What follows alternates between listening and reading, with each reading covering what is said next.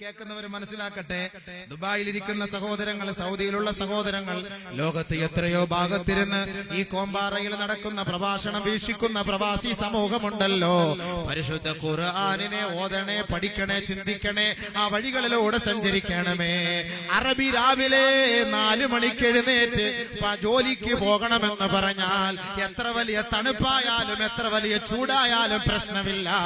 അവന് കൊടുക്കുന്ന കൂലി 600 റിയാൽ, 700 റിയാല്.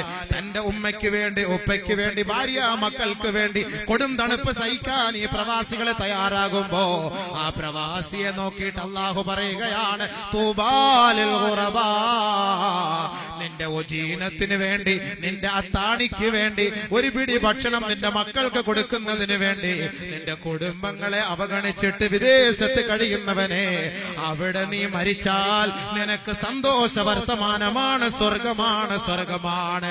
ആയിരക്കണക്കിന് ലക്ഷക്കണക്കിന് കടങ്ങൾ വരുത്തിയിട്ട് തന്റെ ഭാര്യയെ മക്കളെ ഒഴിവാക്കിയിട്ട് ഇതാ മരുഭൂമിയുടെ മടിത്തട്ടിൽ വെയിൽ കൊണ്ട് കഷ്ടപ്പെടുന്ന പ്രവാസികളുണ്ടല്ലോ, അവർക്ക് സന്തോഷ വർത്തമാനം അല്ലാഹു അറിയിക്കുകയാണ്, നിങ്ങൾ അവിടെ മരിച്ചു പോയാൽ സ്വർഗത്തിലാണ്, സ്വർഗത്തിലാണ്. പക്ഷേ അവരോട് ഞാനൊന്ന് പറയട്ടെ, ഈ പാവപ്പെട്ടവന്റെ പ്രഭാഷണം കേൾക്കുന്നവരാണ്, സുബഹി നമസ്കരിക്കാൻ നിങ്ങൾ പള്ളിയിൽ പോകാറില്ലല്ലോ.